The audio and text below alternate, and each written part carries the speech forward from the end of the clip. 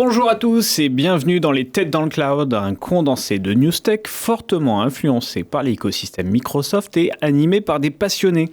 Aujourd'hui, épisode 21, on progresse, on se dit que la centaine se rapproche. En tout cas, on a cette ambition-là, donc c'est ce qui nous rassure en disant déjà 21, c'est incroyable. Alors, effectif réduit, on s'est fait lâcher, on peut le dire comme ça. Benjamin, Nicolas, petite dédicace, vous nous avez lâché. On a compris, il n'y avait pas de news fabrique, c'est ça? Ouais, c'est peut-être une nouvelle version de SQL. Exactement, les fameuses SQL Database, ils se sont découragés.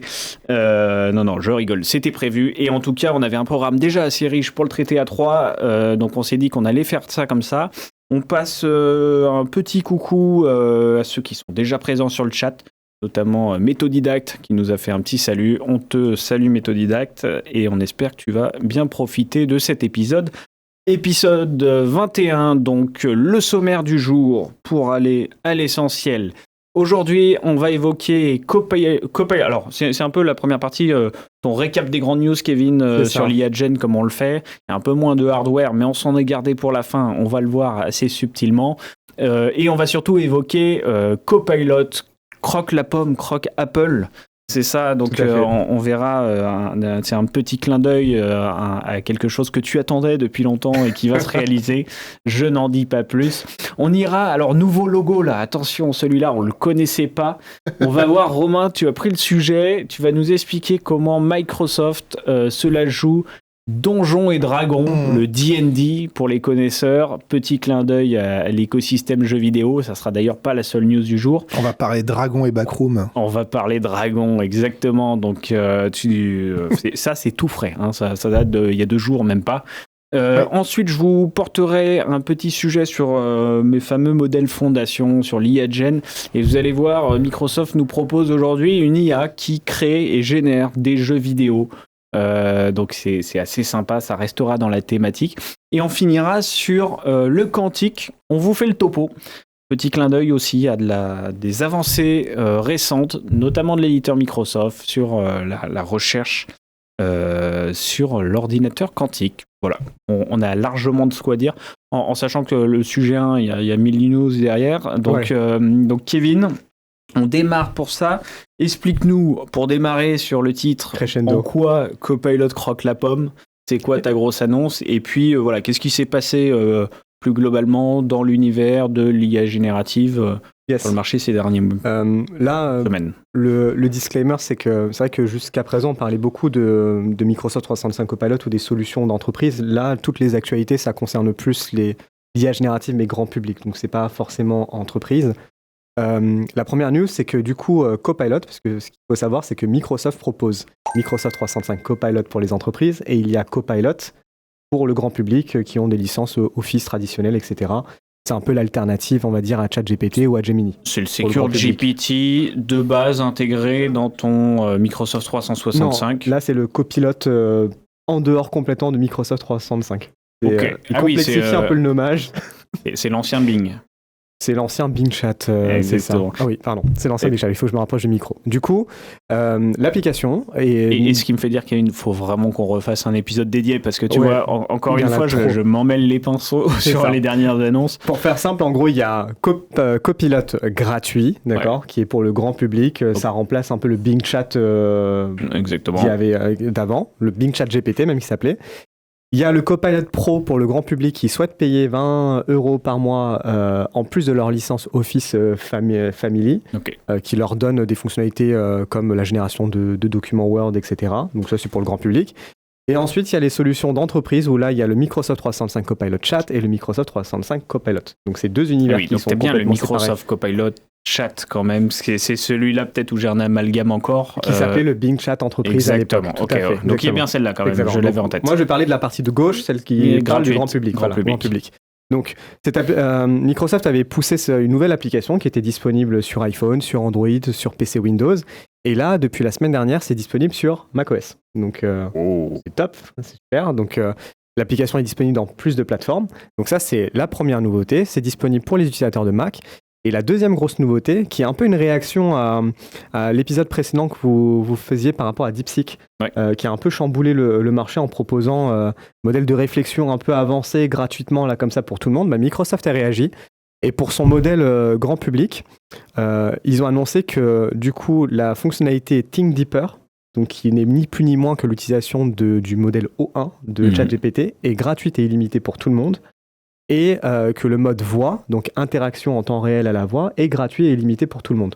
Donc le gratuit limité commence aux États-Unis. Donc ils vont scaler ça de petit à petit pour que ça soit disponible dans toutes les régions du monde.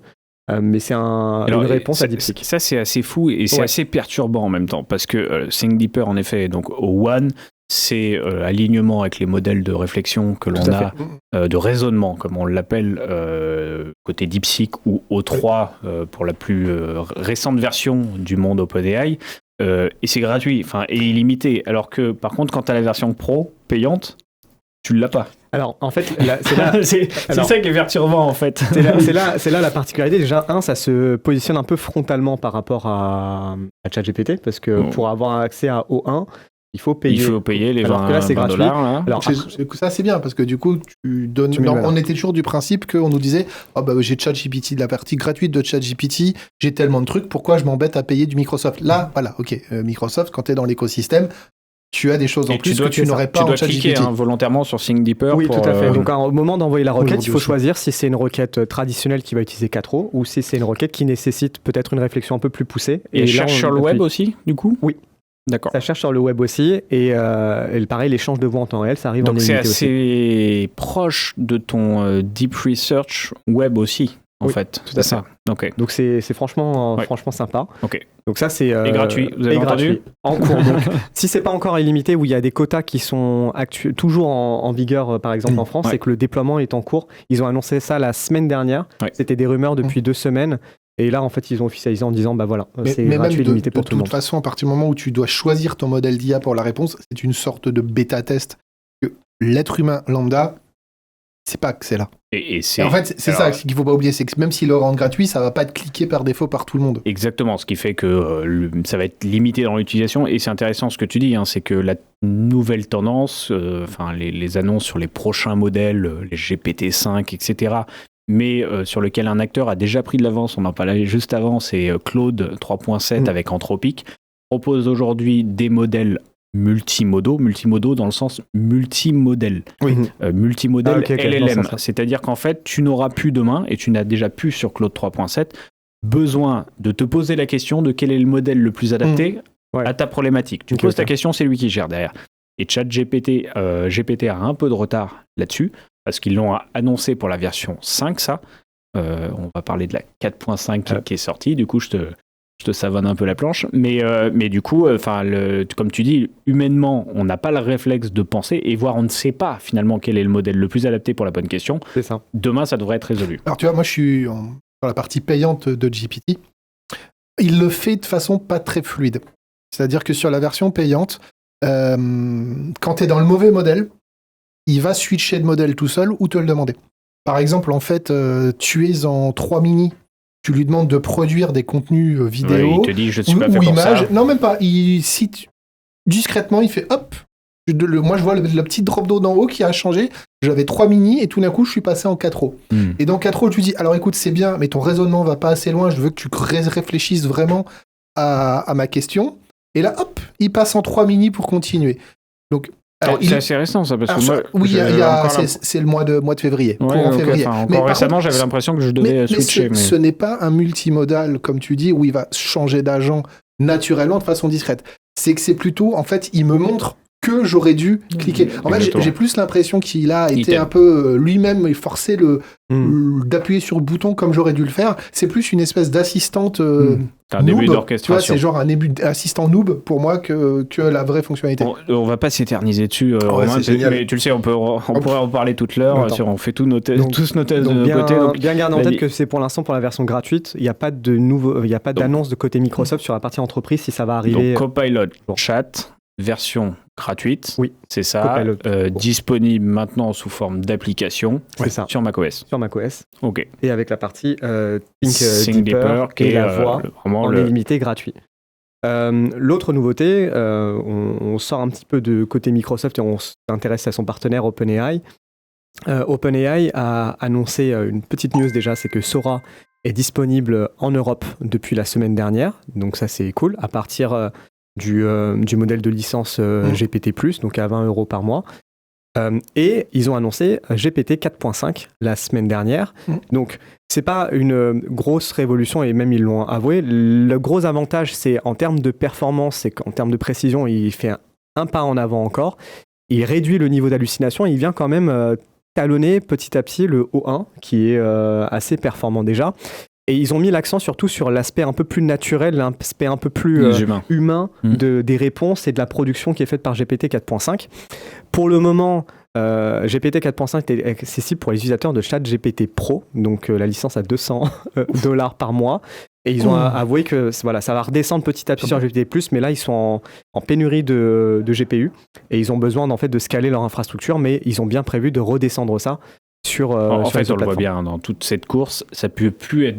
Enfin, le modèle à $200, il n'existe pas. Aujourd'hui, entre l'open source qui est gratuit, etc., et même du Copilot Chat, etc., ça n'a pas de sens de mettre un modèle à $200, et surtout, ça ne dure pas dans le temps. Il va être, t'es tellement dépassé par la concurrence à tout moment que ton modèle, tu serais le seul à le faire, ce serait viable. C'est pas le cas aujourd'hui. Moi, le modèle à $200, pour moi, je le vois comme un Patreon, comme tu vois, c'est-à-dire c'est je finance la recherche. J'ai envie de financer la recherche et on me donne accès en avant-première à des trucs vraiment spécifiques à OpenAI, mais il faut voir le plus comme étant j'ai envie de faire des dons que comme étant vraiment nécessaire. Par contre, le passage gratuit 20 €, il est costaud. Hein. Moi, j'ai fait la bascule il y a un petit moment.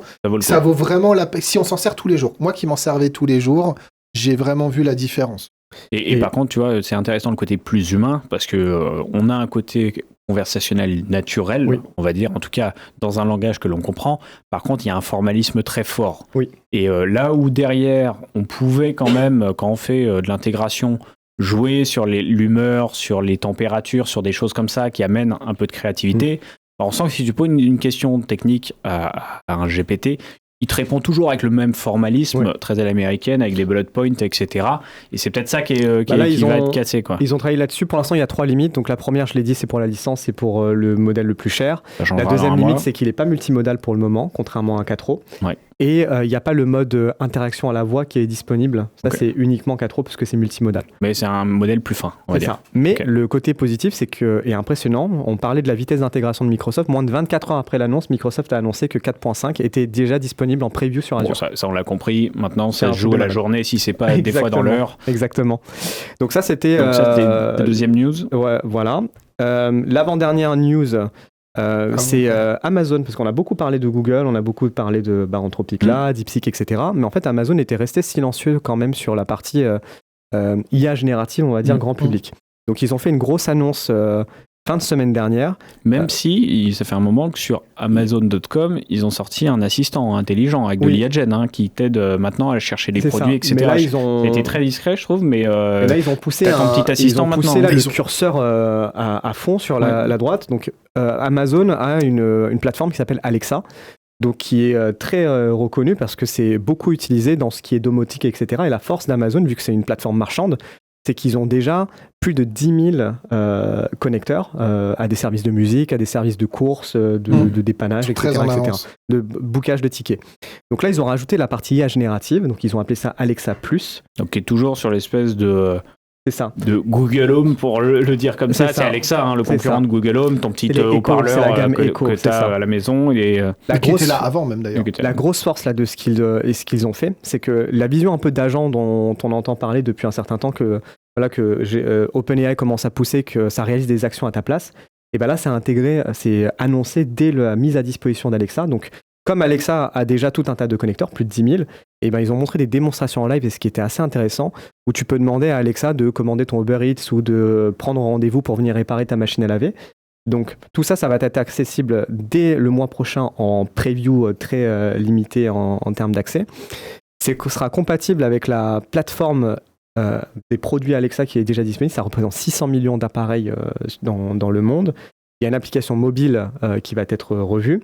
Il y a une plateforme web qui va être mise à disposition qui va permettre à chaque utilisateur de rajouter son contexte personnel à lui en plus, en droppant des mails, des photos, des vidéos, des fichiers, tout un tas de choses pour que contextuellement, ils comprennent qui tu es. il est capable d'interpréter et de se connecter à tous les appareils domotiques, par exemple ta sonnerie connectée avec la caméra, et tu peux lui dire est-ce qu'on m'a déposé un colis il y a 2 jours, par exemple. Il est capable aussi de comprendre l'émotion, la voix, la timbre de voix. Donc tout ça, c'est assez impressionnant. Et ça va être mis à disposition petit à petit pour tout le monde à $20 par mois. Mais là où ils ont tapé fort, c'est que pour tous les abonnés d'Amazon Prime, Alexa Plus sera gratuit. Donc tout ça, ce sera... Ce que j'aime bien dans ce que tu me racontes, c'est qu'on parle beaucoup du monde agentique, de l'agentique, des agents, etc., qui est en train d'arriver en entreprise. Et on voit qu'en entreprise, c'est quand même relativement complexe à mettre en place. Il y a beaucoup de pré-travail. Ce qui est intéressant dans le monde public à la maison, c'est que ça te coûte rien d'aller allumer un épisode Netflix ou de commander ton Uber. En termes d'impact, c'est quand même faible. Enfin, c'est assez simple comme scénario et pourtant assez puissant. En effet, dans de l'utilisation quotidienne, tu vois, c'est ce qui avait introduit la domotique Google Home et Alexa il y a déjà longtemps, mais avec plus d'intelligence, on voit une adoption, je pense, qui peut être facilitée parce que tous ces petits scénarios, ils sont pas très durs à mettre en place. Sur les appareils qui sont déjà compatibles déjà. Et ce qui est intéressant, c'est que là où, par exemple, OpenAI, etc., c'est des sociétés qui ont mis en avant des LLM et qui, là, s'intéressent au monde agentique et développent des services pour le faire. En fait, Amazon, c'était à l'envers. Ils avaient déjà tout le système de services, tout ça, tu pouvais déjà le faire avec des mots-clés, en fait. Ils ont rajouté la partie LLM par-dessus. Ils n'ont pas précisé lequel, je pense que c'est un LLM maison. Et la photo que Antoine montrait tout à l'heure, en fait, elle est intéressante parce que le monsieur que vous voyez là, c'est un ancien de Microsoft qui était là-bas depuis plus de 15-20 ans, qui s'appelle Pato Spané, donc qui a rejoint l'équipe Amazon il y a 2 ans. Et c'est à ce monsieur qu'on doit notamment toute la gamme Surface. Et c'était lui qui était responsable directeur produit de la partie Surface et de la partie Windows. Et là, il a rejoint l'équipe Amazon et c'est lui qui est en responsable de la partie Alexa+. On reboucle encore une fois avec Microsoft à chaque fois. Exactement, gros mercato. C'est ça. Et la dernière petite news, c'est que Apple Intelligence, dont on avait parlé dans un précédent épisode, est disponible en France en bêta depuis 2 semaines pour les appareils compatibles, donc iPhone 15 Pro, iPhone 16, iPhone 16 Pro. Ils ont répondu à ta frustration. Ils ont répondu à ma frustration. Et du coup, moi, j'ai fait le test, ça marche plutôt bien. Donc, quand on demande à Siri, on pose des questions maintenant. Quand il ne sait pas répondre, il demande à ChatGPT. Donc, j'ai posé la question de ce qu'il pouvait me dire, qu'est-ce qu'était l'émission Les Têtes dans le Cloud. Et il répond, en fait, alors qu'avant, Siri t'envoyait bouler. Et il y avait une question à l'époque qu'il allait te demander l'autorisation d'aller requêter. Oui, tu peux. Moi, je l'ai désactivé. Donc d'accord, ça peut être naturel aussi. Ouais, tu peux soit laisser activer et il te dit explicitement je vais envoyer ça à ChatGPT, est-ce que tu es d'accord? Moi, je l'ai désactivé, donc il me prévient juste écoute, je suis en train de voir avec ChatGPT. Il dit à ChatGPT. Ouais. Ah ouais, ok. C'est hyper transparent. Et ça prend en compte ton abonnement. C'est rapide en plus. S'il parle en Gibber, ça peut être très rapide. Ce qui est intéressant, c'est que c'est un vrai partenariat. C'est pas une marque blanche. Tu vois, ils opèrent pas un ChatGPT derrière et ils te disent j'envoie ça à ChatGPT. Et tu peux l'utiliser soit sans te connecter. Tu peux soit l'utiliser sans te connecter, soit en te connectant, et ça prend en compte du coup les licences. Sans te connecter, c'est-à-dire que oui, c'est ce qu'on avait expliqué en déployé. Sans te connecter, ok. Sans te connecter, complètement anonyme. Par contre, ce qui est bien, c'est comme tu as dit, c'est la transparence parce qu'il y a plein de soi-disant startups qui ont inventé un produit miracle qui ne font que consommer du GPT gratuit. Enfin, là, il te le dit. Là, au moins, c'est propre, c'est honnête. Il te le dit. On va fermer sur ces news. Yes. Donc, la grosse news quand même, c'est la dispo de Copilot. Sur Mac, exactement. Et pour toi, la dispo de, comment ils appellent ça, Apple Intelligence en France, c'est ce que je retiens sur les gros enjeux. On va passer au second sujet, Romain. Oui. En quoi Microsoft se la joue Donjons et Dragons? Quel était le petit clin d'œil derrière ce titre magnifique? Alors oui, ils ont commencé de s'orienter là-dessus, et comme je te disais, en plus, même le côté donjon et backroom, même on l'a, puisque ça va concerner des gens qui travaillent toute la journée dans des petites pièces avec des gens qui défilent toute la journée. Là, il te perd, là. J'avoue, j'ai jamais joué à Donjons et Dragons. On est dans des rêves Donjons et Dragons, là. Ouais, c'est ça. Et malheureusement, ça touche surtout une profession qui, en France, 6 sur 10 des professionnels de ce métier ont malheureusement des burn-out, de la fatigue de travail ou toutes les maladies qui vont avec. On parle de nos amis du personnel de santé. Les médecins, et donc les médecins généralistes dans leur cabinet sont les premiers du sujet qu'on va parler. Médecins, infirmières, aides-soignants. Ça, c'était pour le donjon.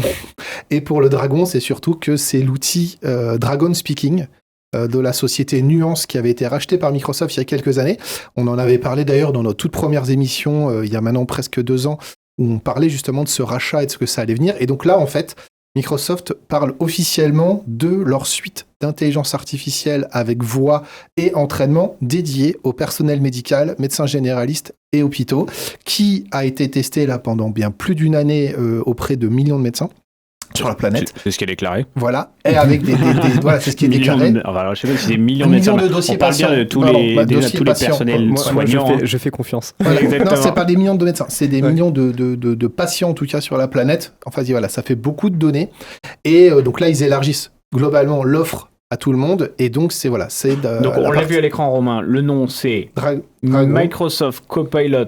Ou Microsoft Dragon Copilot, qui est la suite de, en fait, et l'évolution qu'ils avaient un Dragon dédié au médical. C'est-à-dire que lui qui existait avant, qui était lui déjà un côté voix et un peu assistant personnel léger, issu de Dragon Speaking, mais pour le personnel médical. Et là, c'est la version copilotisée, dédiée vraiment encore plus loin, mais qui du coup n'est pas sortie du jour au lendemain. Cet exercice qu'ils ont depuis des années, c'est la version Dragon médicale, en fait. Exactement. Et évolué en Dragon Copilot. C'est passionnant en réalité, et enfin, on en avait parlé dans les premiers épisodes d'Été dans le Cloud, et pourquoi c'est hyper intéressant, c'est que notamment avec toi, Kevin, on discute souvent de la stratégie de Microsoft, des rachats, de se dire, ils ont racheté cette boîte, comment ils vont l'utiliser, l'intégrer un peu dans leur écosystème. Et c'est vrai que Nuance était un énorme rachat. Alors, j'ai plus le coût, mais c'est en milliards que ça avait été racheté. Il y a déjà quelques années maintenant. Et depuis, à part des petites apparitions sur l'offre Azure, on n'avait pas vu grand-chose sortir. Il y avait une vraie question de comment, mais un peu comme ils ont fait avec LinkedIn, comment tu rachètes une boîte aussi grosse, et finalement, on imaginerait que rapidement ça devienne quelque chose de poussé. Ça ne l'a pas été, ça a été extrêmement discret. Alors moi j'ai les chiffres d'ailleurs, pour compléter ce que je disais, c'est qu'en fait je me suis un peu embrouillé. Alors voilà, parce que je les ai remis devant moi. Donc en fait, ils ont 600 établissements de santé qui travaillent dessus. Ça représente en un mois 3 millions de conversations patients-médecins. Qui travaille sur le Dragon historique, certainement. Voilà, donc, et le Copilot. Il dit sur le Dragon Copilot, c'est 3 millions de conversations médecins-patients en un mois. Donc quand je te dis des millions, en fait, finalement, je suis pas si loin que ça en 1 an ou 2. Voilà, donc non, vraiment, il y a beaucoup de sujets à l'intérieur. Après, on va voir ce que ça fait. Et pour la petite référence, enfin, pour les plus anciens d'entre nous, ou pas si anciens finalement, ceux qui, quand on allait acheter les logiciels Office dans la grande distribution à l'époque sur les étagères avec les grosses boîtes logicielles de la dernière version, etc. Bah, t'avais souvent une énorme place qui était Dragon Speaking, qui était depuis la nuit des temps la grande référence du marché sur la transcription de la voix vers le texte. Ça te permettait sur Word de faire de la saisie. Ça a toujours visé un monde très professionnel, un peu de particulier, mais très professionnel. Donc il y a une énorme... ah oui, il est bien posé là, le micro. Il y a une énorme part de marché qui appartient à Dragon et à Nuance, la société derrière, historiquement. Donc c'est un vrai tour de force de l'avoir racheté. On se demandait stratégiquement comment ça allait s'intégrer. Là, on voit que c'est brandé Copilot. Alors, c'est vrai que c'est difficile de voir sur les intégrations. C'est toute cette différence qu'il y a déjà. On est passé de ce qu'on appelait transcription de voix ou dictaphone à, j'ai prononcé le mot tout à l'heure, conversation ambiante. Ok. Donc en fait, les médecins qui travaillent ça doivent prévenir le patient parce qu'en fait, c'est comme une réunion Teams où on active Copilot et que du coup on dit qu'il y a transcription enregistrement. C'est la même chose, c'est-à-dire que c'est que tout l'échange patient-médecin est enregistré comme une réunion Teams. Donc le patient doit être... On doit lui dire, il est d'accord que son médecin travaille avec ça. Donc on est sur la même logique qu'une réunion professionnelle Teams.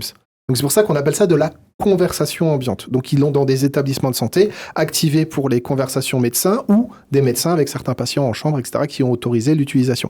Et en fait, c'est là où sur les 600 établissements test, ils ont dit justement, ils ont vraiment cherché quel est le problème pour le personnel de santé, ce surmenage. Et ils ont dit, c'est que... administratif, Voilà, ils ont dit, ils doivent écrire administratif, Tu vas chez ton médecin, en fonction des médecins, il prend plus de temps à regarder son clavier et à taper, pour ceux qui sont pas à l'aise, qu'à t'écouter. Et je vais faire le parallèle concurrentiel. Il y a eu de grosses avancées faites par Doctolib ces derniers mois, avec des annonces assez fortes. C'est génial. Doctolib, qui est d'ailleurs un partenaire Microsoft, parce qu'ils ont intégré Azure OpenAI, il y a eu une grosse campagne de com fin d'année là-dessus, pour faire exactement ça.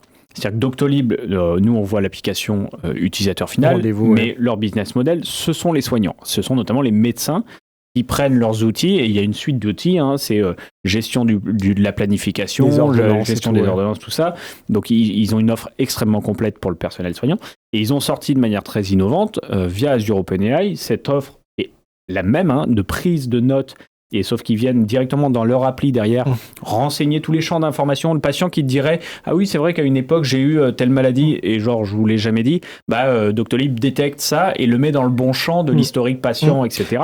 Et en fait, c'est ça ce que fait... En fait, ce que rajoute un Dragon Copilot intégré, c'est ce côté que justement, tu commences déjà, ton patient, il arrive, tu as le résumé avec les points d'attention récents. Quand tu vas discuter, il va écouter la conversation, il a accès à un historique médical, donc il sait aussi faire des corrélations de symptômes en t'écoutant converser, en disant « Ah, le patient te raconte ça, dans son historique, il a eu ça, attention, il y a peut-être une corrélation que tu dois vérifier. » Donc il va aider aussi le médecin justement à avoir des points d'attention, mais il fait tout l'administratif, c'est-à-dire pendant que tu parles, il t'écrit tes ordonnances, il t'écrit tes lettres, parce qu'ils doivent souvent, le médecin, te faire une lettre pour aller voir tel spécialiste, tel machin. Il te fait la synthèse post-visite, qui va être elle-même réutilisée pour la synthèse de nouvelles visites. Il va te faire d'autres résumés, la documentation, et surtout, il sait que tu l'entraînes. Il a un côté à l'entraîner sur ta façon de faire la doc, parce que chaque médecin a une façon qui lui est propre, en fait, de faire son suivi patient, de gérer sa documentation. Et en fait, ce qui est intéressant, c'est qu'il a une base de modèle d'entraînement sur donc ces 600 établissements sur comment font les médecins, mais il te demande de personnaliser sa façon de stocker et de gérer tes patients par rapport à ta façon de travailler. Donc il est vraiment, vraiment là pour que le personnel hospitalier, que ça soit médecin, généraliste, parler des petites salles, en plaisantant au début, ou en hôpitaux, ait un assistant. Et le tout à la voix et à l'écoute. Alors ça pose d'autres questions, bien sûr, puisque ça veut dire que tu as une écoute permanente. Mais voilà. Et je vais arriver parce que je vois l'heure qui tourne pour faire le lien à un autre sujet. J'ai beaucoup parlé des généralistes au début qui ont leur propre base d'information. J'ai parlé d'établissements médicaux. Comment ça marche à l'échelle d'un établissement complet ? Fabrique. En fait, c'est-à-dire qu'ils ont la version médecin généraliste qui est Dragon Copilot Health, enfin santé, et ils ont la version à l'échelle d'un fabrique pour un hôpital entier. Alors oui, c'est ça, c'est ce qui a été introduit. Ça, c'est très récent, c'était il y a 2 jours. Oui, par la même occasion, ça a été introduit, c'est une intégration avec Fabric. On sait qu'il y a l'Industry Solution Healthcare dans Fabric, qui est un workspace dédié avec des notebooks déjà prêts à l'emploi de transformation de données, et surtout tout un modèle sémantique préexistant lié au monde de la santé. Donc ils te disent que si demain, tu as toute la donnée de traitement de ton établissement, par exemple, et notamment il y a un protocole de communication qui s'appelle FHIR, F-H-I-R, si je ne dis pas de bêtises, un peu un protocole d'échange de données officiel dans le monde de la santé qui est compris en tant que standard dans Fabric. Demain, tu vas pouvoir certainement interroger la donnée que tu auras dans Fabric liée à ton établissement et à peut-être de la donnée de santé stockée à proprement parler, et il t'amène directement à une intégration Dragon Copilot Fabric. C'est très early, encore une fois, il y a un peu de prospective dans ce qu'on dit. Vous voyez les vidéos qui tournent. Alors, j'ai vu qu'il y avait un webinaire de Microsoft qui sera le 16 avril, où on aura certainement plus d'infos, de démos, etc. Et c'est super prometteur. Maintenant, c'est ce que Romain, tu as dit. Ce n'est pas nouveau. C'est un logiciel qui existe depuis longtemps, qui est intégré, déployé, qui a été adapté par Microsoft. Voilà. Donc, c'est pour ça que, n'étant pas du monde, nous, on n'a peut-être pas vu ces bêtas arriver, etc. Mais voilà, il y a eu un public cible qui l'a déjà expérimenté. C'est assez fort parce qu'il y a un vrai besoin que tu décris. Et comme je dis, en France, on a eu un alignement similaire. En tout cas, Doctolib, quelques mois auparavant, a fait des annonces assez fortes. Doctolib est une anomalie mondiale. C'est-à-dire que c'est un vrai succès français et européen que le monde nous envie. Exactement. Et d'ailleurs, donc très avant-gardiste aussi, parce qu'ils investissent beaucoup sur l'IA aujourd'hui. Il y a un gros partenariat MS, je le rappelle. Et j'avais vu leur keynote à Doctolib, l'annonce de, je crois que Stanislas, le patron, le fondateur de Doctolib, avait fait témoigner les médecins. Et le médecin, il disait, depuis que j'ai déployé la nouvelle fonctionnalité, je regarde à nouveau mon patient dans les yeux. Et j'ai regagné du temps d'écoute. Parce que c'est ça, c'est qu'à la fin, quand tu sors d'un entretien médical, tu veux quoi? Ton ordonnance. Ton ordonnance, il faut qu'elle ait été rédigée par le médecin. Il faut qu'il ait réfléchi à ce qu'il allait donner. Et il le fait dans le temps de la conversation où tu lui racontes ta problématique. Il ne peut pas faire les deux. Dans tous les cas, parce qu'il faut avoir 10-15 patients par jour. Non, mais je te confirme, pour avoir dû voir quelques médecins là pendant 2 mois, c'est choquant de voir qu'ils passent leur temps à te regarder, en fait. Donc ça, on parle toujours d'impact de l'IA, etc. Là, on en voit un dont on imagine un ROI très fort. C'est cool de voir Microsoft se positionner dessus avec ce Dragon. Ils gardent la marque Dragon, c'est assez intéressant. Hein. Elle est connue des médecins parce que pour résumer la news, il existait le Dragon Assistant, qui était la version vraiment transcription vocale et assistant vocal, qui s'est copilotisé. Donc, comme tout ce qu'on raconte depuis des années maintenant sur la partie Copilot 365, on prend tout ça et on le transcrit dans le monde, donc suivi de réunions, résumé de réunions, mise à jour, tout ce qu'on vient de raconter. Et donc l'étape d'après qu'ils sont en train de faire, c'est la partie fabrique, et après sa fabriquisation, on va dire, pour monter à l'échelle d'un établissement ou d'un réseau de médecins, parce que finalement, un cabinet où il y a plusieurs médecins pourrait faire la même chose. Et moi aussi, ce que j'attends, c'est que pour avoir tenté ou travaillé sur de nombreux projets dans le milieu de la santé, la vraie problématique qu'ils ont dans les hôpitaux, c'est au-delà même de ce que tu dis, c'est la sécurité informatique. Pourquoi ? Parce qu'un médecin, dans un hôpital, n'a pas un cabinet comme ton généraliste. Il est debout, il court de chambre en chambre, lui dire qu'il doit faire un MFA, donc une authentification multifacteur à chaque fois qu'il approche d'un ordinateur dans lequel il doit taper son login, son mot de passe et son MFA, c'est non. Malheureusement, beaucoup d'hôpitaux ont des ordinateurs en libre service, sans aucune sécurité parce que leurs médecins n'ont pas le temps. Est-ce que ça te rajoute ça ? Gestion de la voix, gestion de l'image, gestion de la vidéo, ça voudrait dire qu'on pourrait peut-être imaginer que tous nos chirurgiens et nos médecins, ils auraient plus qu'à se mettre devant un ordi, ils sont reconnus rien qu'en se présentant. Alors, j'irais même plus loin, utilisation du téléphone. Voilà. Le téléphone enregistre sur ton téléphone, etc. Tu viens dans la chambre où tu dois faire l'entretien médical parce que tu n'as pas un poste fixe en hôpital, et tu viens, tu poses ton téléphone et tu allumes la voix, ça déclenche le truc, etc. Donc, moi, et je dis que ça, c'est complètement, ça peut arriver très vite. Et moi, je pense que ça, c'est important parce que c'est le vrai problème qu'ils ont dans les hôpitaux. C'est pas d'avoir les outils, puisqu'ils ont mais c'est le problème, c'est que leur façon de travailler fait qu'aller accéder à un terminal fixe, c'est un problème. Et tu vois, donc ce sera intéressant qu'on se tienne au courant, qu'on voit aussi les avant-après. Qu'est-ce qui a changé entre le Nuance d'avant, et en tout cas le Dragon by Nuance d'avant et Nuance avec Microsoft, le côté copilote apporté, voilà, jusqu'où il va en termes d'intégration. On imagine avec Copilot Studio plein de choses derrière, bien évidemment. On ne va pas débattre de ça aujourd'hui. On n'a pas eu de notion de licensing pour l'instant qui ont été partagées. C'est licensing Dragon généralement. Voilà. Mais comme tu dis, ce qui est intéressant dans le côté Microsoft, c'est que là, il y a encore pas longtemps, moi, je travaille avec des réseaux d'hôpitaux français qui sont aussi sur du Microsoft avec la partie IA Power Platform. Donc moi, ça m'ouvre plein de sujets. Si je me dis que j'ai du Copilot 365, du Dragon et de l'IA Power Plat, Copilot Studio, envoi de mail d'un patient qui donne une info supplémentaire, l'agent autonome. Extraction, l'agent autonome pour enrichir le dossier patient. Tu peux imaginer plein de trucs là-dessus. Compléter les briques sur toutes les industries. Riche. Écoute, c'était la grosse nouvelle sur les 2 derniers jours, une annonce dans le monde de la santé. Microsoft Dragon Copilot, rien à voir avec D&D bien évidemment, mais on adore ce petit mot Dragon quand même. Un petit logo stylé qui s'ajoute à la collection des Copilotes et du coup à creuser, à suivre, c'est tout frais. Donc regardez si ça vous intéresse, 16 avril, j'ai vu qu'il y aurait un webinaire officiel de Microsoft côté US là, qui présente un peu plus en détail l'outil. Ça va vite arriver. On va passer à la 3e news. Alors du coup, on reste dans le thème du jeu vidéo avec une IA Gen qui vous crée des jeux vidéo. Alors, ça parle de quoi ? Globalement, le premier sujet, c'est que Microsoft a sorti une nouvelle page, une nouvelle landing page qui s'appelle... Je vois Antoine qui a failli sortir trop vite son screenshot qui n'était pas le bon. Bien joué, Antoine. Qui s'appelle Azure AI Foundry Labs. Donc, alors, c'est quoi encore cette appellation ? On reste dans l'univers Foundry. Globalement, ce n'est qu'une extension du site Azure AI Foundry classique avec un slash labs qui t'amène sur une page dédiée. Et sur cette page, Microsoft te présente toutes ses avancées en recherche. Celles dont je vous ai beaucoup parlé sur les 2 années passées, les modèles Aurora pour la météo, pour etc., la bourse et tout, pour la bourse, etc., ils ont décidé de leur apporter plus de visibilité. Et c'est plutôt pas mal parce que ça passait souvent dans les blogs un peu de manière inaperçue. ou sur le site research, mais très isolé. Là, il y a quelque chose qui est un peu plus, qui vante un peu l'innovation, on va dire. Donc, on retrouve des gros articles et on retrouve du coup la mise en avant de ces fameux modèles depuis quelques temps et on sent une accélération parce que là, ils en ont sorti 4-5 d'affilée, alors qu'avaient été présentés par Microsoft sur les derniers mois. Mais on a de la vidéo cette fois, des choses explicatives, c'est assez sympa. Et du coup, qu'est-ce qui nous amène sur le monde du jeu vidéo ? C'est qu'ils ont sorti un modèle qui s'appelle Microsoft, donc qui s'appelle Muse. Enfin, Microsoft Muse, le modèle s'appelle Muse, proposé par les équipes recherche. Et du coup, c'est une IA générative de jeux vidéo. Alors, je vais rentrer un peu dans le détail parce que c'est un peu plus complexe que ça.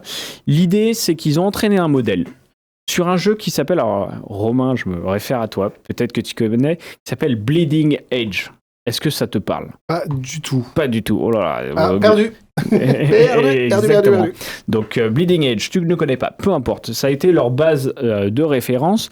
Et ils ont entraîné sur à peu près 1 milliard d'images et d'actions de manette. Okay. Ce qui correspond à peu près à 7 ans de jeu humain continu, d'après ce qui a été annoncé. Ça leur permet de faire quoi ? Ça leur permet de faire 2 choses. Alors là, c'est ce qu'on va voir à l'écran. C'est qu'à partir d'une application qui s'appelle WHAM, WHM, alors je ne sais pas quelle est cette appli, elle existait peut-être déjà avant, vous lui chargez un screenshot du jeu et il anticipe tous les scénarios de jeu derrière sans avoir le jeu. Incroyable. Là, c'est important. C'est-à-dire il génère vraiment ce qui peut se passer après cette image. Donc par exemple là dans la démo, je crois qu'ils prennent en entrée, quand on revient au début de la démo, Antoine, voilà, une image promotionnelle. Okay. Il la charge et en fait le jeu va générer des scénarios avec un arbre de décision de ce qui pourrait se passer en fonction que le bonhomme va tout droit, à droite ou à gauche. Donc il anticipe du comportement.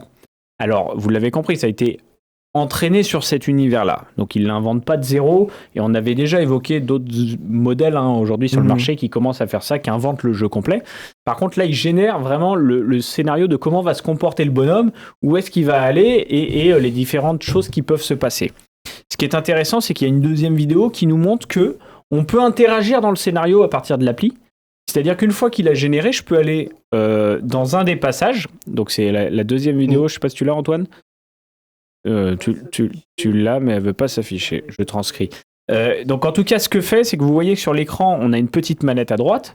Donc, l'application, elle permet aussi à un moment de se positionner au milieu d'un des scénarios qui a été écrit par l'IA, à partir d'une des images de référence du scénario. Et elle va permettre d'interagir et de dire, bah tiens, va plutôt sur la droite pour régénérer un arbre de décision derrière. Donc voilà, c'est assez marrant, c'est le modèle Muse. Ce qui est intéressant, c'est que tous ces modèles sont disponibles en open source. On a le lien GitHub direct, c'est-à-dire qu'ils disent c'est à des fins de recherche. On ne va pas vous le vendre. On ne voit pas forcément ce qu'on va en faire parce que là, il est purement généré sur un des jeux vidéo. Oui. Et c'est tout le sujet. Parce qu'en fait, là, de revoir ton truc, je viens de percuter que oui, moi déjà vu aussi un reportage, un documentaire dessus. Et ils avaient quand même conclu que pour l'instant, il y a une énorme limite, et désolé un peu de casser le truc sur la fin, je suis là pour ça. Alors, qui est vue par, là je te le donne, la vision industrie du jeu vidéo, parce que nous on a la vision Microsoft Pro. L'industrie du jeu vidéo, elle te dit, ouais, sauf que la durée de vie d'un jeu vidéo aujourd'hui, il est de quelques jours, quelques semaines, un mois. J'ai besoin de millions d'heures de jeu enregistrées pour entraîner mon IA. Mon jeu, il n'est déjà plus en vente. En fait, c'est ça le problème, c'est qu'aujourd'hui, le paradoxe du temps d'entraînement et du contenu d'entraînement nécessaire... On ne dit pas le temps, on a une correspondance non, de mais 7 ans. Les informations nécessaires, même si tu ne parles pas d'entraînement, les informations nécessaires, comme tu dis, là, il y a eu du temps de jeu, etc., c'est trop tard. Le jeu est déjà en vente. Et en fait, ce qu'ils te disent, c'est qu'ils ne peuvent pas faire ce système tant que le jeu n'est pas en vente, parce qu'ils n'ont pas assez d'informations. En amont pour générer... Parce que c'est pas juste avec les quelques bêta-testeurs, enfin quelques, mais il y a parfois 100, 200 000, 10 000, mais même avec 10 000 bêta-testeurs, ils n'ont pas assez de volume, alors en tout cas aujourd'hui. Par contre, ce qui peut être intéressant, c'est des fins de test. Alors, aujourd'hui, en test, ils disent que c'est pas pertinent. Maintenant, demain, c'est ça qu'on parle de R&D. Si ce modèle est de plus en plus autonome et a besoin de moins en moins d'entraînement, par contre, ce qu'ils expliquaient, c'est que la logique, c'est qu'aujourd'hui, les IA s'entraînent par rapport à des comportements humains. Donc, elle va avoir le biais du testeur qui teste comme on lui a dit de tester. Et une IA qui, tu vois les biais qu'elle pense. L'industrie du vidéo, il pense déjà et il te dit, en fait, on va avoir une IA qui va tester comme un humain testerait. Du coup, je vais tester que des cas attendus, donc on a le biais du développeur qui teste lui-même son code. Non, tu peux tester des millions. En fait, si tu prends des jeux en ligne, par exemple, qui évoluent pas non plus drastiquement d'une année à l'autre, tu prends des des Call of, Fortnite, ce genre de choses. Tu as des millions d'heures de jeu, des milliards d'heures de jeu en fait en cumulé. Tu pourrais observer, entraîner ton modèle et en fait sur la nature du jeu, tu as un type FPS, type aventure, type autre. Et permettre à des entreprises, tu vois, de générer d'autres versions. Comment ton joueur il arrive là, qu'est-ce qui a généré ce scénario, ou quelle évolution intéressante serait intéressante. Tiens, j'ai 10 joueurs, j'ai 1 million de joueurs qui font tout systématiquement ça marche pas, peut-être qu'on pourrait imaginer ce scénario-là. Voilà, là tu mets le doigt sur autre chose et c'est ce qu'il dit, c'est que là on parle de l'avenir, ça ne le fait pas là, tu vois, on voit, il te montre les boutons. Et en effet, par contre, avoir des comportements de joueurs prédictibles et justement peut-être même à chercher d'autres choses, ça, on n'a pas la solution. Je dis que l'industrie du jeu vidéo disait que c'est nul, on n'ira jamais. Ils disent juste qu'en l'état, c'est mignon, mais il faut que ça aille plus loin. Ce qui est intéressant, c'est le côté génératif, c'est d'imaginer que ton jeu demain, dans un futur plus ou moins proche, du coup, on est d'accord, puisse s'adapter à ton comportement de joueur, tu vois. C'est ça. Avec finalement une carte qui n'est pas forcément tout à fait écrite, mais tu vois, des choses qui viendraient un peu se positionner dans un scénario parce que c'est ton comportement qui y amène des PNJ un peu plus intelligents. Alors non, justement, là tu verras, il y a plein de reportages récents là-dessus, ils te disent en fait des IA de niveau jeu vidéo ultra fortes, on sait les faire depuis plus de 15 ans. Le premier c'était le jeu Fear. Aujourd'hui les IA sont réfléchis pour frustrer le joueur le plus mauvais, pour ne pas frustrer un joueur mauvais. Donc un bon joueur est frustré. En fait, parce que lui, c'est trop simple. En fait, le paradoxe de l'IA aujourd'hui, c'est qu'on sait faire des IA ultra fortes, ultra balèzes et qui ne trichent pas. Sauf que quand tu fais ça, t'as un problème. Du coup, d'où l'IA qui devrait peut-être automatiser. Parce qu'aujourd'hui, c'est ça, le Think Deeper. Et c'est ça qui est intéressant pour revenir au sujet. C'est que l'IA des jeux vidéo, aujourd'hui, est volontairement, de façon arbitraire par un game designer, réduite à un comportement. On dit, les développeurs sont nuls. Non, en fait, là, n'importe quel développeur sait faire une bonne IA. Le problème, c'est que la bonne IA, elle est trop forte. Donc, parce qu'un vrai humain face à un joueur ne perd pas. Les jeux d'infiltration, tu veux dire que j'ai surcoté mon niveau sur Dragon Ball, c'est ça? Tu as surcoté ton niveau. Les IA sont volontairement rabaissés. Par contre, avec ce qu'on voit ici, c'est qu'on pourrait trouver quelque chose qui, en observant des comportements, pourrait trouver un juste milieu entre la frustration et l'intelligence. Et ce que t'expliquent les game designers, c'est cet équilibre de frustration, intelligence, récompense qui est aujourd'hui pris par un humain juste par rapport à son expérience, et c'est une vraie question à se poser entre le génie d'un game designer de légende et une IA qui va avoir raison et de qui on a besoin. Et puis il y a autre chose. Enfin, là, tu es sur un premier modèle qui a nécessité ces 7 ans de jeu humain continu, façon de parler. Demain, on pourrait imaginer qu'à partir...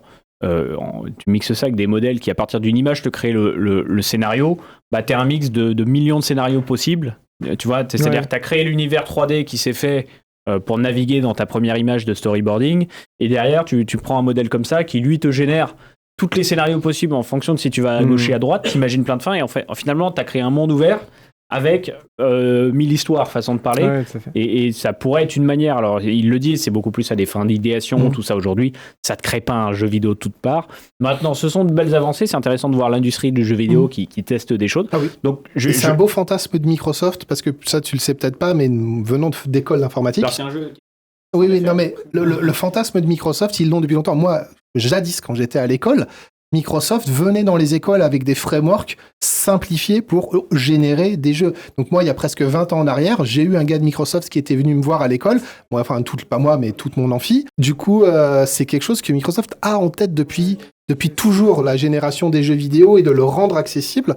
Moi, il y a presque 20 ans en arrière, les gars de Microsoft étaient venus dans mon école nous présenter des SDK et des frameworks pour que des non-développeurs de jeux vidéo, genre des étudiants en informatique, puissent générer leurs jeux vidéo. Donc tu sens que Microsoft, ça fait 20 ans qu'ils ont ça en tête. C'est un but. Voilà, but ultime. Ils ont vraiment un but ultime là-dessus. Je vais vous citer rapidement. Donc ça, c'était le modèle Muse, qui a été proposé par les équipes de Microsoft Research. Il y en a 2 autres à avoir en tête qui sont intéressants. Alors il y en a un, nous, qu'on a commencé à manipuler, qui est pas mal, qui s'appelle OmniParser V2.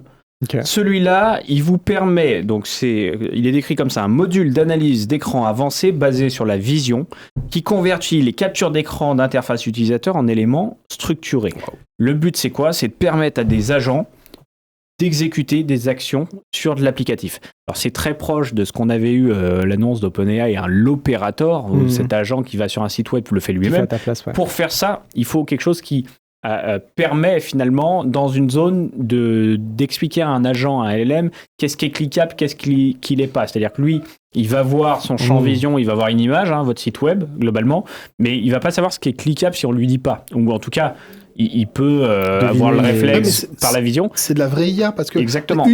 Un des nombreux points qui servent à définir l'UX UI, c'est l'expérience, le vécu et le ressenti qu'a un individu devant une interface utilisateur. Ça fait une des définitions à prendre en compte quand tu construis une UX UI applicative. C'est ce passif et cet historique. Et du coup, je te vois réagir. Bah oui, on peut entraîner une IA à avoir une connaissance passée de qu'est-ce que c'est qu'une UX UI en fait. Et ça, du coup, c'est entre guillemets facile. C'est-à-dire que c'est évident qu'on peut le faire. C'est évident. Et donc l'idée de ce qu'ils disent, c'est de faciliter et améliorer la précision, parce qu'aujourd'hui tu demandes à un GPT-4 multimodal, etc., où est-ce que je peux cliquer sur ce site. En effet, son retour d'expérience sur sa base d'entraînement te dira à peu près où. Par contre, pour faciliter l'interaction et vraiment se dire que ça, ce sont des éléments détachés, donc tu peux cliquer dessus, il y a des modèles. Donc OmniParseur V2, on a commencé nous à en voir des sujets d'application en interne, et on a un dernier qui s'appelle Magma qui permet de faciliter l'interaction entre le monde digital et le monde physique.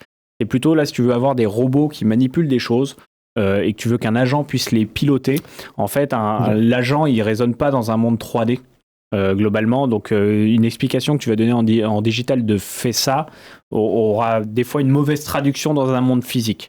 Et en fait, c'est pareil, ils ont entraîné des modèles avec un mix de commandes de ce qu'on a souhaité faire versus ce que ça a fait en termes d'opération et de scénario. Ton bras articulé qui a pu avoir plusieurs possibilités de se déplacer, comment il va se déplacer.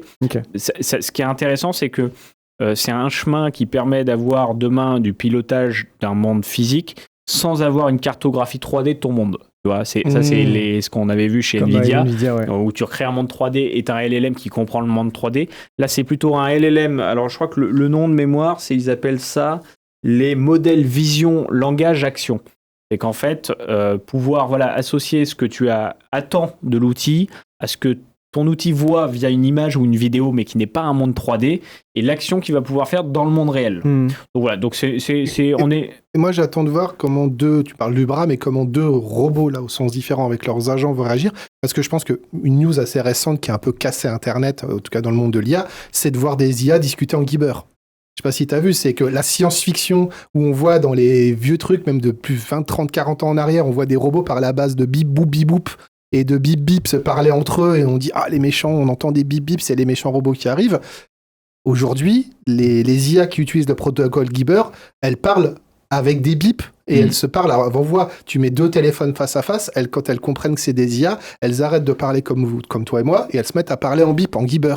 Et du coup, tu dis, mais ça, avec cette vitesse de communication-là, ça veut dire qu'en gros, tu peux avoir un robot avec son bras qui peut dire, je te jette la balle à tel endroit, et l'autre, il la récupérera. Et la vitesse d'envoi d'informations par le son, en termes de bip-boop, on va appeler ça des bip-boop, le Gibber, fait qu'elle l'autre, elle aura le temps de réagir et de bouger son bras. Et ça, c'est ouf. Mais en fait. attention, là, dans le modèle, du coup, elle l'aura fait par de la vision pure, pas par une connaissance du monde 3D et de comment la pesanteur de la balle va faire avec tu vois, des simulations extrêmes. C'est une autre approche.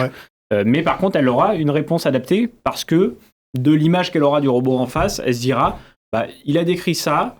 Donc les trois scénarios, un peu comme le fait le jeu vidéo, c'est ça. Donc en gros, j'en ai un en réponse, quoi. Donc c'était le modèle Magma. Donc voilà, ça fait partie. Il y en a d'autres. Il y en a aujourd'hui un peu plus d'une dizaine sur le site. Je vous encourage à aller consulter. Donc ça, c'était sur l'Azure AI Foundry Labs, nouvelle page de présentation de Microsoft des modèles fondation proposés par leurs équipes recherche. On passe à notre dernier petit sujet et on va clore là-dessus. Alors ce sera assez rapide parce que on va pas refaire le monde. Et notamment le monde du quantique. Néanmoins, entre notre dernier épisode et aujourd'hui, il y a eu des publications de Microsoft qui ont été faites, des avancées en recherche qui ont été publiées dans le magazine Nature sur l'ordinateur quantique, à différencier, donc on le rappelle, de l'ordinateur classique. Donc, comment on le vulgariserait l'ordinateur quantique ? Il est breton, non ? Il fait oui, non, peut-être, c'est ça ? Exactement, tout à fait. Il répond pas.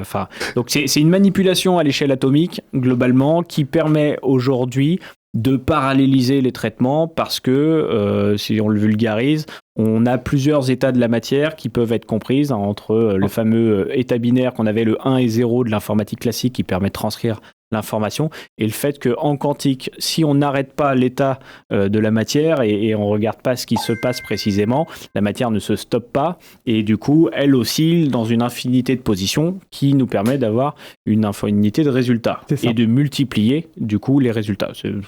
J'essaie une vulgarisation un peu... un exercice oui, non, peut-être. Oui, c'était bien exactement, aussi. C'est exactement. C'est qu'entre notre fameux 1 et 0, qui a été la base de leur informatique moderne, on a découvert qu'en fait, il y avait une infinité d'états. C'est-à-dire, c'est le fameux chat de Schrödinger. On met un chat dans une boîte avec du poison. Tant qu'on n'a pas ouvert la boîte, on peut considérer qu'il est ni mort ni vivant. Il a autant de chances d'être mort. Exactement. Et c'est tout à ça lié à une approche probabilistique. Ce qu'on sait de l'ordinateur quantique, c'est qu'aujourd'hui, il n'existe pas encore en tant que tel. Il y a des avancées et surtout qu'il y a plein de façons d'y répondre. C'est-à-dire qu'il y a une course au quantique qui se joue entre des startups. On peut citer quelques françaises. Il y a Alice et Bob, il y a Candela il y en a d'autres. Il y a le monde des grands providers américains qui se positionnent dessus. Et chacun a sa méthode par refroidissement, par manipulation au laser pour aller isoler ces fameux atomes, électrons, je ne sais plus à quel niveau on parle. Mais tu as un autre problème au quantique qui fait qu'on ne peut pas le rendre accessible, et je ne dis même pas au grand public, même, on a vu même en limité, c'est qu'aujourd'hui, on sait que le jour où l'ordinateur quantique et le jour où un État ou une puissance mondiale dispose d'un vrai ordinateur quantique, les clés de sécurité de la planète tombent. Parce qu'aujourd'hui, les clés de cryptage les plus évoluées, un ordi quantique, les craque très vite. Il y a des travaux qui commencent à arriver sur des algorithmes de cryptage post-quantique. Oui, mais justement, tant que c'est... En fait, tu sais que même... Tant que ces algos ne seront pas sortis, les ordis quantiques sont un danger. En fait. On est d'accord, c'est déjà sur les usages, mais là, ce qui était intéressant sur la partie quantique, déjà à côté Azure, Microsoft propose déjà en accès très anticipé pour un environnement de test pour faire du Q-Sharp. Si vous voulez devenir développeur Q-Sharp, ça fait longtemps que il y a 2-3 ans que c'est sorti. En gros, ils anticipent ce que pourrait permettre de résoudre comme problème le quantique une fois qu'il sera là. Et on propose déjà de la puissance de calcul allouée pour faire de l'algo très complexe et de l'application dite à destination quantique finale quand l'ordinateur sera là. Mais là, la grosse nouveauté, et c'est à la fois impressionnant d'un point de vue technologique, mais aussi d'un point de vue physique. Et je me demande même si ça ne va pas potentiellement donner peut-être lieu à un prix Nobel en fait, de physique, ce qu'ils ont réussi à faire. C'est que Microsoft, il faut rappeler, cette année, il va avoir 50 ans. Ça fait 20 ans qu'ils se sont lancés dans une recherche, donc presque la moitié en fait, de l'histoire de Microsoft, se sont lancés sur un chemin très sinueux dans le domaine de l'informatique quantique. Ils ont tenté de créer ce qu'on appelle un état topologique. En fait, pour faire très simple, en physique, en étant en primaire et en collège, je crois que c'est en collège, on nous a appris que la matière pouvait avoir 3 états, donc solide, gazeux ou liquide. Okay. Eux, en fait, ils ont ni plus ni moins prouvé et créé un état qui s'appelait topologique, un 4e état qui était théorisé jusqu'à présent. En gros, c'est un état qui est imperturbable. Il était dit qu'il y en avait un 5e, le boson de je sais pas quoi. De Higgs, ça c'est une particule élémentaire. Mais qui représente un nouvel état, il me semble, non ? Non, là, l'état topologique, c'est autre chose. C'est en gros, tout ce qui va être gazeux, liquide, solide, en fait, c'est perturbable. Donc, je sais pas, là, un solide, je le jette par terre, il se casse. Il est fragile, il n'est pas solide. Voilà, je le casse. Alors l'état topologique, en fait, il a la particularité d'être imperturbable. Ce qui est très important en physique quantique, parce que la difficulté aujourd'hui, c'est que ce qu'on appelle des qubits, donc ce qui permet de dire la réponse breton, comme tu disais, oui, non, peut-être, le simple fait de regarder ça, ou le simple fait d'essayer de mesurer, ça perturbe. C'est très susceptible. Ça le stoppe, surtout dans son état. C'est très susceptible. Il devient 0. C'est ça, donc c'est ultra compliqué. En fait, c'est ce paradoxe, c'est que le fait de mesurer quelque chose à un instant, c'est une influence externe, alors que cet instant T n'existe peut-être pas. En fait, tu crées un instant T pour obtenir une mesure sur quelque chose qui potentiellement lui-même n'existe pas à cet instant T. C'est tout un paradoxe. Là, on le fait très vite. En vrai, c'est des théories très longues, mais c'est le principe, c'est que le fait de déclencher la mesure, le fait de déclencher la mesure est un problème. Donc le premier challenge qu'ils ont réussi à faire, c'est ils ont réussi à démontrer que l'état topologique était possible. Ils ont pris 20 ans à faire ça.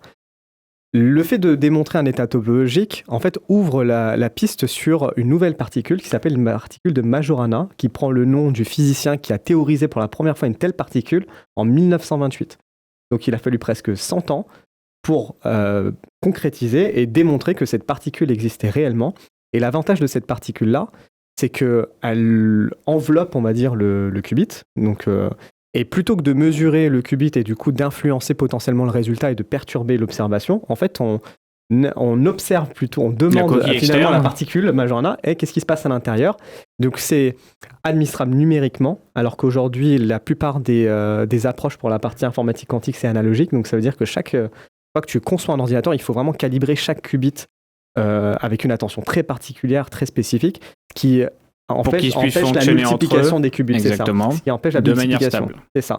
Et pour faire très simple, le fait d'avoir réussi à faire ça, ça peut ouvrir potentiellement la porte sur une puce de taille raisonnable, l'avènement d'une puce avec 1 million de qubits. Qu'ils ont présenté, enfin en tout cas ils ont présenté leur première puce topologique qui s'appelle Majorana 1. C'est ça, pour faire honneur aux physiciens. On voit à l'écran, dans un style doré comme on a beaucoup dans tous les ordinateurs quantiques aujourd'hui. En fait, cette puce quantique telle qu'elle, elle fonctionne pas, il faut la refroidir bien entendu, mais elle est de taille raisonnable. Aujourd'hui, c'est 8 qubits à l'intérieur. Microsoft dit qu'ils ont déjà balayé pas mal de problèmes d'une haute complexité et qu'aujourd'hui, au fur et à mesure, ils vont venir empiler jusqu'à atteindre 1 million de qubits. Et le 1 million de qubits, c'est pas un nombre en fait qui est comme ça à random. Oui, ça fait un peu je suis un enfant, je veux pas 8 qubits, je veux 1 million de qubits. S'ils réussissent à mettre 1 million de qubits dans cette puce-là, donc en théorie, c'est possible. En termes de puissance de calcul brut, c'est l'équivalent de toutes les infrastructures informatiques qu'on a à travers le monde réunies. Et donc, tu as réussi à boucler sur un sujet GreenOps, on est d'accord. Et on rappelle plusieurs choses au passage quand même. C'est qu'aujourd'hui, dans les avancées de la recherche quantique, on arrive à générer des qubits déjà, on arrive à en associer. Oui. Par contre, on les associe dans un temps limité avant une génération d'erreurs. Donc en fait, il y a plusieurs approches qui visent à se dire comment j'augmente cette... alors, je crois que dans les records qu'il y avait eu 8 minutes qui avaient été faites par je ne sais plus quelle société. On peut documenter là-dessus, peut-être Google. Ouais. Donc déjà, 8 minutes, on sait que 8 minutes de quantique qui tourne, ça peut permettre de résoudre des algos déjà monstrueux, en réalité. Par contre, ce qu'on souhaite, c'est un ordinateur stable dans la durée. C'est ça. Et aujourd'hui, il y a plusieurs approches. C'est soit augmenter cette limite, donc viser la stabilité, soit avoir des mécanismes de fault tolérance, de réduction des erreurs. Et ça, des erreurs dites quantiques. Voilà, donc c'est là-dessus que je joue. Et du coup, donc, pour revenir aussi sur les états de la matière et être exact, c'est pas le boson de High, il y a 2 autres états qui existent, qui ont été prouvés, qui s'appellent le plasma et le condensat de Bose-Einstein. Voilà, donc on vous engage à aller sur Wikipédia ou demander à ChatGPT un peu plus de détails là-dessus parce que c'est pas dans les têtes dans le cloud que vous l'aurez, mais pour être exact, il y avait déjà, au-delà de ce qu'on apprenait à l'école, comme tu l'as dit, les 3 fameux états de la matière, 2 autres prouvés. On en a un 6e, du coup, qui a été apporté par Microsoft. Ça a fait pas mal de bruit, c'est une vraie découverte. Et ce qui est intéressant, c'est que là, c'est vraiment le monde du privé qui appuie la recherche scientifique. Depuis que le terme ordinateur quantique avait été prononcé dans les années 40 ou 50, globalement, on s'est fait à l'idée que l'humain devait le créer, mais c'est comme toute recherche, c'est par un moment l'isolement des atomes, par la manipulation au laser, etc., qu'on montre que c'est possible. On est convaincu que ça va apporter beaucoup de choses à la techno. Et ça donne une autre dimension de l'éditeur. Et ce qui est intéressant, c'est que dans la stratégie de Microsoft, cette partie recherche sur de l'infrastructure, on va appeler ça de l'hardware, mais on voit que c'est beaucoup plus que ça. Mais on sent que Microsoft veut être sur le coup d'après, qui est là. Alors Google est dessus, soyons très clairs, et IBM aussi, dans les gros acteurs qui financent de la recherche. On a de belles entreprises françaises aussi. La recherche française est assez à la pointe et compétitif avec les 3 mastodontes américains que l'on vient de citer. Sauf qu'on lève moins de fonds et que c'est plus long, mais par contre, on a de vrais experts. Dont Alain Aspect, le prix Nobel de physique, qui fait partie de l'une d'entre elles. Donc voilà, intéressant de suivre ça. Il y a de l'avancée dans le monde du quantique. On parle encore d'échelle de temps à 2030, 2040. Chacun a publié sa roadmap avec différentes étapes de ce qu'ils espèrent se passer. Ce qui est intéressant, juste pour finir là-dessus, en termes d'usage et pourquoi c'est vraiment passionnant ce sujet-là, même si ça paraît lointain et très technique, c'est au-delà de la partie sécurité qu'il va falloir adresser à un moment donné. Déjà, c'est en termes de GreenOps, en fait, ça veut dire que dans une pièce, on va pouvoir avoir l'équivalent de toute la puissance du monde. Ça, c'est quand même pas mal. L'autre chose qui est intéressante, c'est que ça va pouvoir permettre d'adresser des problèmes qu'on est impossible de faire dans une échelle de temps raisonnable. Aujourd'hui, des problèmes qui demanderaient des millions d'années pour être résolus en quelques heures avec l'informatique quantique. Et si on couple des millions d'années, voire des problèmes qu'on ne sait pas résoudre avec des mathématiques modernes. Et typiquement, par exemple sur la santé, on a des modèles foundation que tu expliquais. NVIDIA en avait montré certains qui permettent par exemple de générer aujourd'hui des enzymes, des molécules, ce genre de choses. En fait, on peut imaginer demain avec l'informatique quantique réussir à décoder tout le génome humain, identifier par exemple les raisons ou les causes d'une maladie orpheline qu'on est incapable d'expliquer aujourd'hui, et avec l'IA générative, avec la puissance d'informatique quantique, générer en fait finalement et puis des traitements qui permettraient de résoudre ces problèmes. Ça c'est le côté calcul, etc., puissance, mais d'un point de vue approche même physique, pour avoir lu un petit peu sur le sujet, il y a un peu le côté oublie tout ce que tu sais en ordinateur, en physique quantique. Alors en sachant qu'il y a la chimie quantique aussi, aujourd'hui on est en train de se réapproprier les matières premières au regard de la physique quantique. Et moi, ce qui m'avait perturbé, c'était t'as deux grands principes en informatique quantique, la superposition et l'intrication quantique. Ouais. Et la superposition, c'est ce qu'on vient d'expliquer, les états cumulés à l'infini. L'intrication, ça t'explique que deux atomes peuvent être liés de manière contraire ou simultanée à des milliards d'années-lumière. Donc ça peut être à deux bouts de la Terre comme à des milliards d'années-lumière, et interagir en temps réel en fonction de ce que fait l'un. Donc globalement, c'est un peu le côté si j'ai allumé un interrupteur à New York et qu'à Paris, ça allumait la lumière, ou ça l'éteignait à l'inverse. Ça peut être les deux états. Et ça ouvre du coup des réflexions de te dire, en fait, si atomiquement, ces situations de liaison entre les atomes existent à des milliards d'années-lumière, on est peut-être tous liés. Et c'est peut-être le côté Sense8, pour reprendre la série de Netflix où des individus sentaient à travers le monde ce que l'un faisait, etc. Certaines choses que l'on n'explique pas avec la physique et la chimie moderne s'expliqueront peut-être par le quantique. Donc moi je trouve ça incroyable ces discussions. Parce qu'on ne sait pas l'expliquer. Et en plus on nous apprend que on ne peut pas aller plus vite que la lumière, mais pourtant à des milliards d'années c'est elle communique instantanément. Exactement. Donc voilà, bon, bref, on n'est pas une chaîne de quantique, mais on s'essaye là-dessus. C'est passionnant, vous l'avez compris, et ça fait partie de nos petits à côté. Voilà, les têtes dans le quantique, peut-être demain. Ça sera peut-être ça l'avenir. On va clôturer là-dessus. Sujet passionnant, grande découverte de Microsoft, donc la puce Majorana 1, avec une belle publication dans le magazine Nature. Du coup, aux grandes références scientifiques, on vous encourage à vous documenter là-dessus. C'est peut-être le coup d'après. Et on vous remercie d'avoir écouté l'épisode 21 des Têtes dans le Cloud. À très vite. À plus.